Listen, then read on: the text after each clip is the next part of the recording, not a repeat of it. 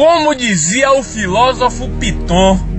que teve como discípulo nada mais nada menos do que Karl Marx, tudo na vida depende do quanto você quer comer alguém. Você trabalha para comer alguém,